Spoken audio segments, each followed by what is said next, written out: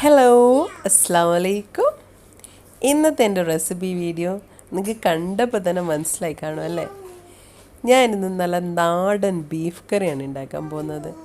ഇന്ന് ഇഫ്താറിന് നല്ല നാടൻ ബീഫ് കറി നല്ല ചൂട് പൊറോട്ട ആവുമെന്ന് വിചാരിച്ച്. അപ്പം ഞാൻ ആദ്യം നിങ്ങൾക്ക് എങ്ങനെ നല്ല നാടൻ ബീഫ് കറി എൻ്റെ രീതിയിൽ ഉണ്ടാക്കിയെടുക്കാമെന്ന് നമുക്ക് നോക്കാം. ഞാൻ അതിനു വേണ്ടി ഇവിടെ 2 കിലോ ബീഫ്, എല്ലോട് കൂടി ബീഫ് ചെറിയ കഷ്ണങ്ങളാക്കിയാണ് വെച്ചേക്കുന്നത്. ഇത് നല്ല വാഷ് ചെയ്തെടുത്ത് ഞാൻ കട്ട് ചെയ്തതാണ്. ഇത് ഞാൻ കുക്കറിലോട്ട് ഇട്ട് കൊടുത്തേക്കുവാണ്. ഇനി അതിലോട്ട് നമുക്ക് 1 ടീസ്പൂൺ മഞ്ഞൾപ്പൊടി നമുക്ക് ഇട്ട് കൊടുക്കാം.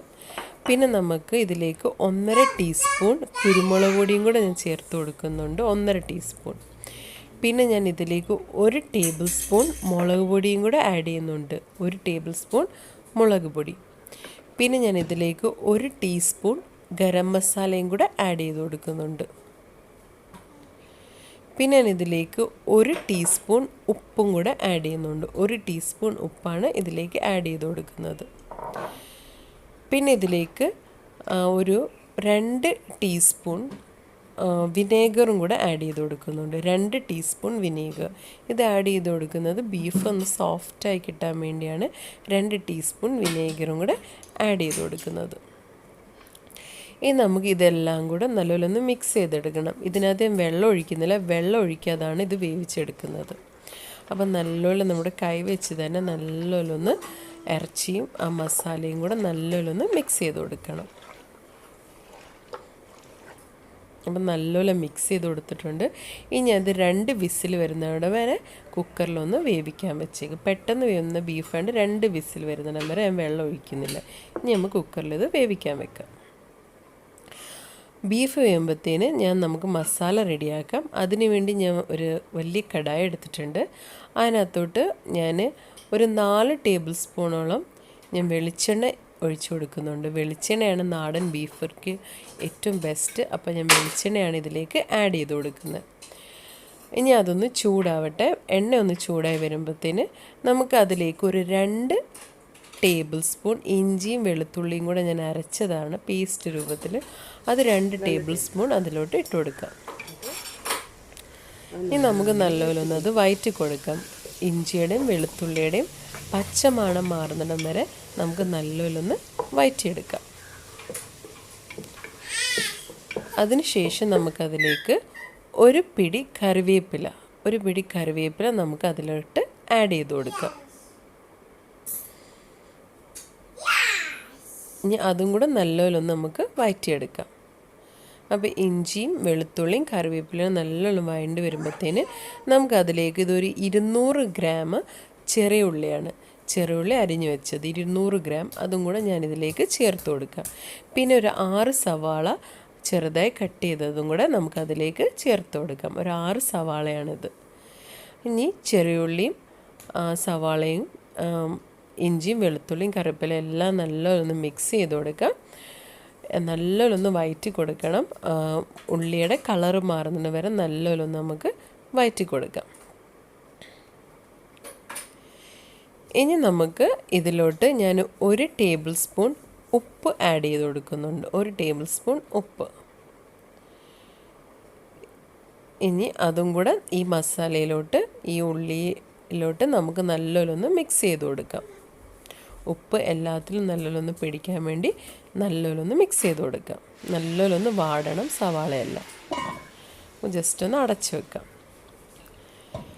ഇനി കുറച്ച് ഞാൻ തുറന്ന് നോക്കി, അപ്പോൾ എല്ലാം സവാളയൊക്കെ നല്ലപോലെ വാടി വന്നിട്ടുണ്ട്. ഇനി നമുക്കിതൊന്ന് നല്ലപോലെ ഒന്ന് മിക്സ് ചെയ്ത് കൊടുക്കാം, ഒന്ന് ഇളക്കി നോക്കാം. നമുക്ക് എല്ലാം നല്ല വാടിയിട്ടുണ്ട്, നല്ല മണമൊക്കെ വരുന്നുണ്ട്. ചെറിയ ഉള്ളിയൊക്കെ വഴണ്ടേന് നല്ല മണമൊക്കെ വരുന്നുണ്ട്. ഇനി നമുക്കിതിലേക്ക് പൊടികൾ ആഡ് ചെയ്ത് കൊടുക്കാം. ഞാനിവിടെ എടുത്തേക്കുന്നത് ഒരു 6 ടീസ്പൂൺ മുളക് പൊടിയാണ് എടുത്തേക്കുന്നത്, 6 ടീസ്പൂൺ മുളക് പൊടി. പിന്നെ 1 ടീസ്പൂൺ മഞ്ഞൾപ്പൊടി, പിന്നെ 5 ടീസ്പൂൺ മല്ലിപ്പൊടി, പിന്നെ 2 ടീസ്പൂൺ വലിയ ജീരകത്തിൻ്റെ പൊടി. ഇനി ഇതെല്ലാം കൂടെ നമുക്ക് ഇതിലേക്ക് ആഡ് ചെയ്ത് കൊടുക്കാം. ടീസ്പൂൺ എന്ന് പറയുമ്പോൾ അത്ര ചെറുതല്ല എൻ്റെ സ്പൂൺ, അത്യാവശ്യം ടീസ്പൂണൊക്കെ ഇച്ചിരിയും കൂടെ വലുപ്പം. ഞാനൊരു ഹീപ്ഡ് ആണ് എടുത്തതെന്ന് വെച്ചാൽ കുമിഞ്ഞു, ഒരു ടീസ്പൂൺ കുമിഞ്ഞാണ് ഞാൻ പൊടികൾ എടുത്തേക്കുന്നത്. ഒരു 6 ടീസ്പൂൺ മുളക് പൊടി, 5 ടീസ്പൂൺ മല്ലിപ്പൊടി, 1 ടീസ്പൂൺ മഞ്ഞൾപ്പൊടി, പിന്നെ 2 ടീസ്പൂൺ വലിയ ജീരകത്തിൻ്റെ പൊടി. ഇനി ഞാൻ ഇതിലേക്ക് ഒരു 2 ടീസ്പൂൺ കുരുമുളക് പൊടിയും കൂടെ ഞാൻ ചേർത്ത് കൊടുത്തു. 2 ടീസ്പൂൺ കുരുമുളക് പൊടിയാണ് ഇപ്പോൾ ചേർത്ത് കൊടുത്തത്. പിന്നെ ഞാൻ ചേർത്ത് കൊടുക്കുന്ന 1 ടീസ്പൂൺ ഗരം മസാലയും കൂടെ. ഇത്രയാണ് ഞാൻ പൊടികൾ ആഡ് ചെയ്തത്. ഇനി നമുക്കിതെല്ലാം കൂടെ നല്ലോലൊന്ന് മിക്സ് ചെയ്ത് കൊടുക്കാം. ഈ സവാളയും ചെറുള്ളിയും ഇട്ട് നല്ലോലൊന്ന് നമുക്ക് മിക്സ് ചെയ്ത് കൊടുക്കാം. മസാലയൊക്കെ നല്ലോല വഴറ്റിയെടുക്കണം. അതിൻ്റെ പച്ചമണം മാറുന്നിടം വരെ നല്ലോലൊന്ന് മിക്സ് ചെയ്ത് കൊടുക്കണം. ഇടയ്ക്കിടയ്ക്ക് ഒന്ന് ഇളക്കി കൊടുക്കണം. അടിക്ക് പിടിയാതെ സൂക്ഷിക്കണം. അങ്ങനെ നല്ലോലൊന്ന് ഇളക്കി കൊടുക്കുക. എനിക്ക് ഇച്ചിരി എരിവ് കൂടുതൽ വേണ്ടതുകൊണ്ടാണ് ഞാൻ ഇത്രയും മുളക് പൊടിയും മല്ലിപ്പൊടിയും കുരുമുളക് പൊടിയൊക്കെ ആഡ് ചെയ്ത് കൊടുക്കുന്നത്. ബീഫ് കറിക്ക് നല്ല എരിവുണ്ടെങ്കിൽ ഒരു ടേസ്റ്റുള്ളൂ. പിന്നെ നിങ്ങളുടെ ഇഷ്ടം അനുസരിച്ച് മുളക് പൊടിയൊക്കെ കൂട്ടിയും കുറച്ചൊക്കെ ഇടാം. ഇവിടെ വെച്ച് അത്യാവശ്യം എരിവ് വേണ്ടതുകൊണ്ടാണ് ഞാൻ നല്ലപോലെ ഇതൊക്കെ ആഡ് ചെയ്ത് കൊടുക്കുന്നത്. എപ്പോഴും 2 കിലോ ബീഫ് വെക്കാൻ നേരത്ത് ഇത്രയും മസാലയാണ് ഇവിടെ ആഡ് ചെയ്യുന്നത്. ഇനി നമുക്കിതിലേക്ക് ഒരു 3 തക്കാളി ഞാനിവിടെ കട്ട് ചെയ്ത് വെച്ചിട്ടുണ്ടായിരുന്നു. അതും കൂടെ ഞാൻ ഇതിലേക്ക് ആഡ് ചെയ്ത് കൊടുക്കുന്നു. 3 തക്കാളിയും കൂടെ നമുക്ക് ആഡ് ചെയ്ത് കൊടുക്കാം. എന്നിട്ട് നല്ലപോലെ ഈ മസാല ആയിട്ടൊന്ന് മിക്സ് ചെയ്തെടുക്കാം.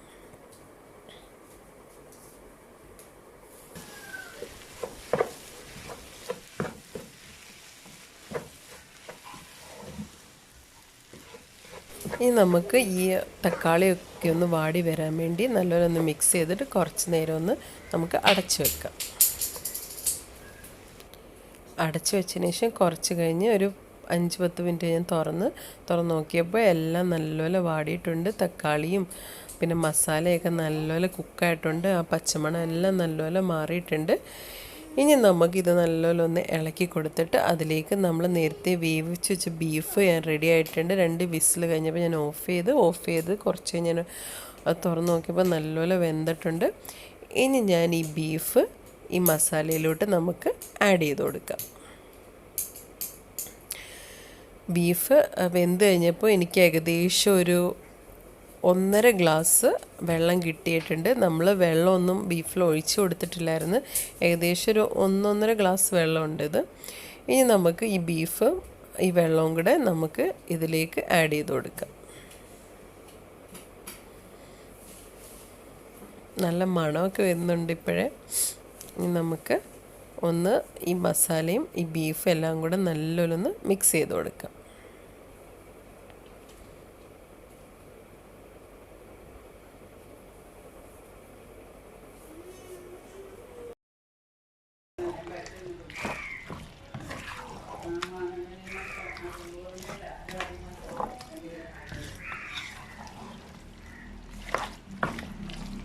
നല്ലോണം മിക്സ് ആയിട്ടുണ്ട്. ഇനി നമുക്കിതിലേക്കൊരു 7 പച്ചമുളക് ഞാൻ കീറി എടുത്തിട്ടുണ്ടായിരുന്നു. അത് ഇതിലേക്ക് നമുക്ക് ആഡ് ചെയ്ത് കൊടുക്കാം. ഞാൻ ബീഫും എല്ലാം മിക്സ് ചെയ്തതിന് ശേഷം പച്ചമുളക് ആഡ് ചെയ്തത്. അപ്പം നല്ലൊരു മണവും രുചിയൊക്കെ വരും അതിൻ്റെ, അതുകൊണ്ടാണ്. പിന്നാണ് ഞാൻ കുറച്ച് കറിവേപ്പിലയും കൂടെ അതിലേക്ക് നമുക്ക് ആഡ് ചെയ്ത് കൊടുക്കാം. പച്ചമുളക് എപ്പോഴും എല്ലാ മസാലയൊക്കെ ഇട്ട് ബീഫെല്ലാം വെന്ത് കഴിഞ്ഞിട്ട് ലാസ്റ്റ് ആഡ് ചെയ്ത് കൊടുക്കുന്നതാണ് നല്ലത്. അപ്പോൾ നല്ലൊരു പ്രത്യേക ടേസ്റ്റൊക്കെ നമുക്ക് കിട്ടും. അതുകൊണ്ടാണ് ഞാൻ പച്ചമുളക് ഇതിലേക്ക് ആഡ് ചെയ്ത് കൊടുത്തത്. ബീഫൊക്കെ നല്ല എരിവുള്ളൊരു ബീഫ് കറിയാൻ വേണ്ടി ഞാൻ ഇത്രയും പച്ചമുളകും മുളക് പൊടിയെല്ലാം ആഡ് ചെയ്ത് കൊടുത്ത്. ഇത്രയും വേണ്ടെങ്കിൽ നിങ്ങളത് കുറച്ചാൽ മതി.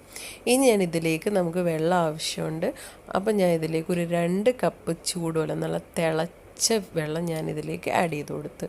ചൂടുവെള്ളം ആഡ് ചെയ്ത് കൊടുക്കാനുള്ള, തണുത്ത വെള്ളം നിങ്ങൾ യൂസ് ചെയ്യരുത്. ഈ കുക്കായ ബീഫിന് തണുത്ത വെള്ളം ആഡ് ചെയ്യരുത്. ചൂടുവെള്ളം, തിളച്ച് ചൂടുവെള്ളമാണ് ഞാൻ ഇതിനകത്തോട്ട് ഏകദേശം 2 കപ്പ് ഞാൻ ഒഴിച്ചു കൊടുത്തിട്ടുണ്ട്. ഇനി നല്ലപോലെ വെള്ളം ഇതെല്ലാം കൂടെ നല്ലപോലെ മിക്സ് ചെയ്തെടുക്കുക. മിക്സ് ചെയ്തെടുത്തിട്ട് ഇത് നമുക്കൊരു 10 മിനിറ്റ് ഒരു ചെറിയ തീയിൽ നമുക്ക് നല്ലോണം വേവിച്ചെടുക്കാം. ഇത് അടച്ച് വെച്ചിട്ടൊരു 10 മിനിറ്റ് നമുക്ക് ചെറിയ തീയിൽ നമുക്ക് ഇത് വേവിച്ചെടുക്കണം. അപ്പോൾ വെള്ളമൊക്കെ വറ്റി ഇറച്ചിയിലൊക്കെ നല്ലോണം മസാലയൊക്കെ പിടിച്ച് ഇറച്ചി ഒന്നും കൂടെ നല്ലപോലെയൊക്കെ വെന്ത് നല്ല അടിപൊളിയായിട്ട് വരും. അപ്പോൾ അതിനുവേണ്ടി നമുക്കൊരു അടച്ചു വെച്ചിട്ട് ഒരു 10 മിനിറ്റും കൂടെ നമുക്കൊന്ന് വേവിച്ചെടുക്കാം. ഈ ഒരു 10 മിനിറ്റ് ഞാൻ തുറന്ന് നോക്കിയപ്പോൾ ഇതാ നല്ല മണമൊക്കെ വരുന്നുണ്ട്. നല്ലപോലെ തിളച്ച് എല്ലാം നല്ലപോലെ എണ്ണയൊക്കെ സെപ്പറേറ്റ് ആയിട്ടുണ്ട്. നല്ലപോലെ തിളച്ച് ഇനി നമുക്ക് നല്ലപോലെ ഒന്ന് മിക്സ് ചെയ്ത് കൊടുക്കാം. മിക്സ് ചെയ്ത് കൊടുത്ത് അടിപൊളി. നമുക്ക് ഈ ക്യാമറയിൽ കാണുമ്പോൾ വേറെ കളർ, പക്ഷെ നേരിട്ട് കാണുമ്പോൾ ഒന്നുകൂടെ ഡാർക്ക് കളറാണ് ഈ ബീഫ് കറി. പക്ഷെ ക്യാമറയിൽ അത്ര കളർ വരുന്നില്ല. നേരിട്ട് ഒന്നും കൂടെ ഡാർക്ക് കളറാണ് ബീഫ് കറിക്ക് ഇതിനകത്ത്. അപ്പോൾ നമ്മുടെ ബീഫൊക്കെ നല്ലപോലെ വെന്തിട്ടുണ്ട്. ഒന്നും കൂടെ നല്ലപോലെ വേവിച്ച് നല്ല സോഫ്റ്റായിട്ടുണ്ട്. കാണുമ്പോൾ അറിയാം. ഇതാണ്ടേ ബീഫ്.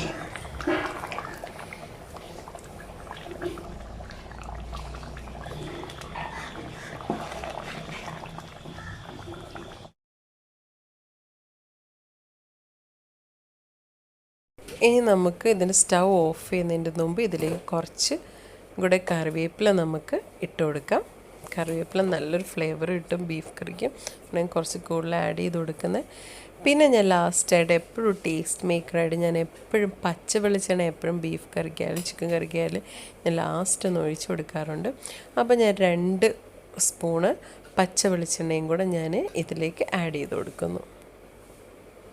ഇത് നിങ്ങൾക്ക് വേണമെങ്കിൽ ആഡ് ചെയ്ത് കൊടുത്താൽ മതി. പക്ഷെ ഞാൻ എപ്പോഴും എൻ്റെ രീതി ഞാൻ ഇതെപ്പോഴും ആഡ് ചെയ്ത് കൊടുക്കാറുണ്ട്. പച്ച വെളിച്ചെണ്ണ ഒരു 2 സ്പൂണ്. ഇനി നമുക്കിതൊന്ന് സ്റ്റൗ ഓഫ് ചെയ്തിട്ട് അടച്ച് വെക്കാം. 2-3 മിനിറ്റ് ഒന്ന് അടച്ച് വെക്കാം. ഞാൻ കുറച്ച് നേരം ഇത് അടച്ച് വെച്ചിട്ട് ഇതാണ്ട് ബീഫ് കറിയിൽ അടിപൊളിയായിട്ടുണ്ട്. ഞാൻ തുറന്ന് നോക്കിയിട്ടുണ്ട്. സൂപ്പർ ബീഫ് കറി. ഇപ്പം നല്ല ഞാൻ വിചാരിച്ച കൺസിസ്റ്റൻസി ബീഫ് കറി കിട്ടിയിട്ടുണ്ട്. അതുകൊണ്ട് ഇതേപോലെ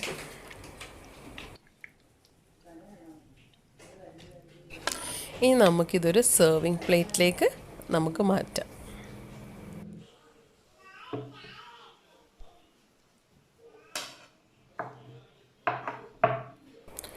അപ്പം നമ്മളിപ്പോൾ ഉണ്ടാക്കിയ അടിപൊളി കിടിലെന്നുള്ള നാടൻ ബീഫ് കറിയും പിന്നെ ഇതാ ഹോം മെയ്ഡായിട്ടുള്ള നല്ല സോഫ്റ്റ് ആൻഡ് നല്ല ചൂടായിട്ടുള്ള പൊറോട്ട ഇവിടെ റെഡി ആയിട്ടുണ്ട്.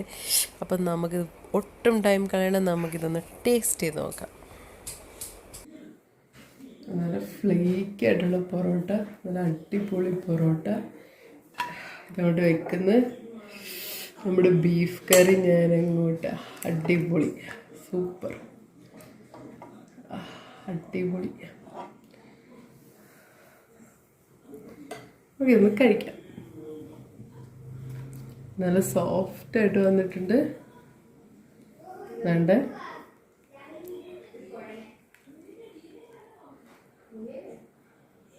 അടിപൊളി.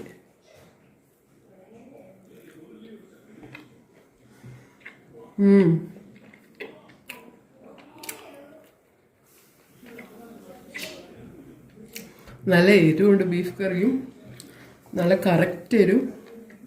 പൊറോട്ട അടിപൊളി സോഫ്റ്റ്. നമ്മൾ കടയിൽ നിന്നൊക്കെ മേടിക്കുന്ന അതേ രുചിയുണ്ട് പൊറോട്ടയ്ക്കൊക്കെ. എന്താ നല്ല ഫ്ലേക്കി ആയിട്ട് നമുക്ക് കിട്ടിയിട്ടുണ്ട് പൊറോട്ടയൊക്കെ. ബീഫ് എന്താ നല്ല സോഫ്റ്റായിട്ട് ഇട്ടിട്ടുണ്ട്. ഇതാ അടിപൊളിയായിട്ട് കിട്ടിയിട്ടുണ്ട്, സൂപ്പറായിട്ടുണ്ട്.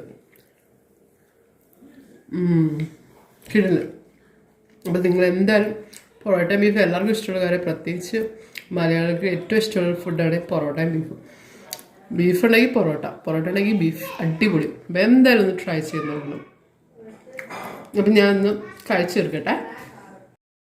അപ്പോൾ നിങ്ങൾക്ക് ഇന്നത്തെ എൻ്റെ വീഡിയോ ഇഷ്ടപ്പെട്ടെങ്കിൽ മാത്രം നിങ്ങൾ തീർച്ചയായിട്ടും ഒന്ന് ലൈക്ക് ചെയ്യണം. ലൈക്ക് ചെയ്താൽ മാത്രം പോരാ, ഈ വീഡിയോ റെസിപ്പി ഒന്ന് ഷെയർ ചെയ്യാൻ വേണം. നിങ്ങളുടെ ഫ്രണ്ട്സിനും ഫാമിലിക്ക് കാണാൻ വേണ്ടി ഒന്ന് ഷെയർ ചെയ്യാൻ വേണം. പിന്നെ ഇതുവരെ സബ്സ്ക്രൈബ് ചെയ്യാത്തവർ ഒന്ന് സബ്സ്ക്രൈബ് ചെയ്യണം. പിന്നെ ആദ്യമായിട്ട് കാണുന്നവരുവാണെങ്കിൽ ഒന്ന് സബ്സ്ക്രൈബ് ചെയ്യണം. അപ്പോൾ വീണ്ടും പുതിയ റെസിപ്പിയായിട്ട് വരുന്നിടം വരെ താങ്ക് യു.